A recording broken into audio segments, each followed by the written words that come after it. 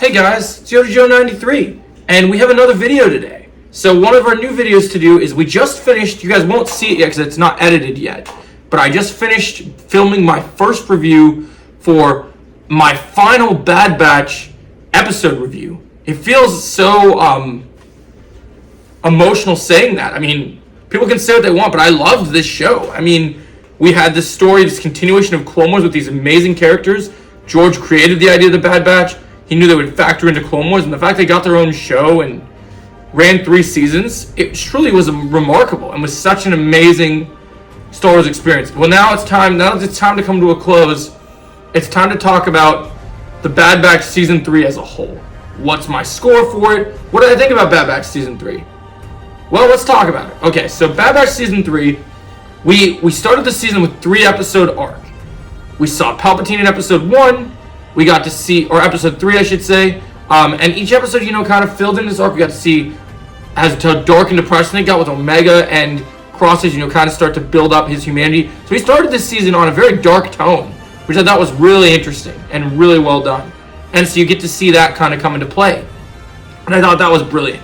To have that happen was super good. And then we build up, throughout the season, you build up these arcs of these characters. We only had 50, I think was it 15 episodes? I think we only had 15 episodes of this show, and they brilliantly did stuff. We had Ventress in this season, we had Rex in this season, and Wolf, and some storylines were abandoned, which we didn't get to see fall through, but overall, I'm very satisfied with where we have come with this season. I feel we saw how dark the Empire could be. The fact that they were willing to literally do anything to make Project Necromancer happen. The fact that they were willing to burn down Pabu and kill so many innocent people. That was the peak level of the Empire that we've ever seen. And I loved seeing that in this show.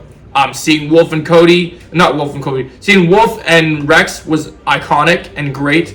I love seeing Scorch. I'm sad about how they killed him in the finale, but overall I really liked what they did. Top tier Star Wars animation. The fights this season were great. Love how each of the characters' arcs close out. The way they paid homage to the end of Tech was beautiful. The fact that Omega had Tech's goggles on her ship now in the end, and the fact that Omega has gone from one of my least favorite Star Wars characters that people have harped on and made jokes about, like Omega, to, I'm gonna say it, she's probably one of my new favorite female Star Wars characters. Like, I really love what they've done with her character. Someone who is a clone, and I'll say this much.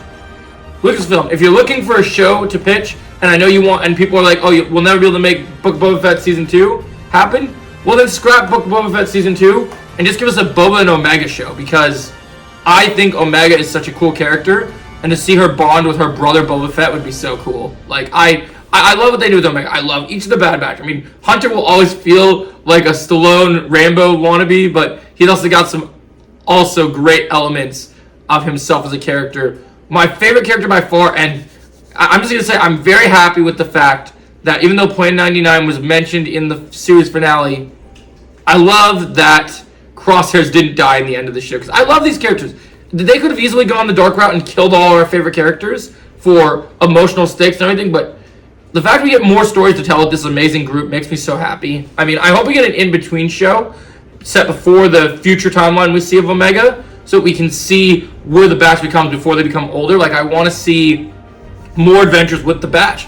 I mean, Crosshair said in the finale that they haven't been the true Bad Batch since Tech died, but I truly feel that their new selves, Crosshairs is amazing.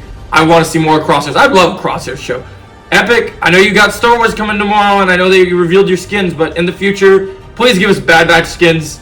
Please. I want to be Crosshairs shooting it up, man. Like, I love this. Like, that point aside, I love Crosshairs. I think Crosshairs was my favorite character on this show.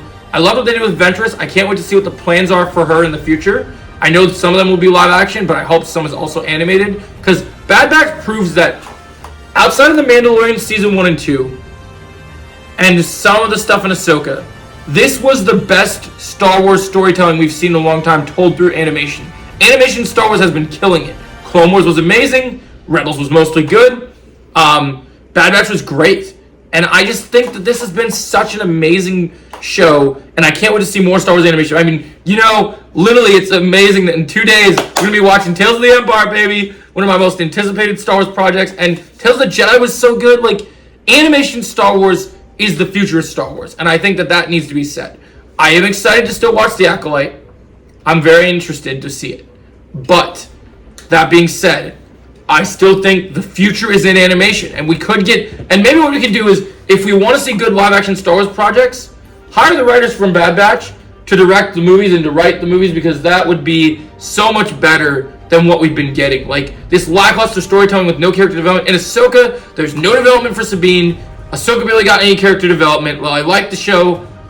I liked it more for Shin and Balon than what they did with the arcs of Thrawn, Ahsoka, Ezra, and Sabine. They could have done better.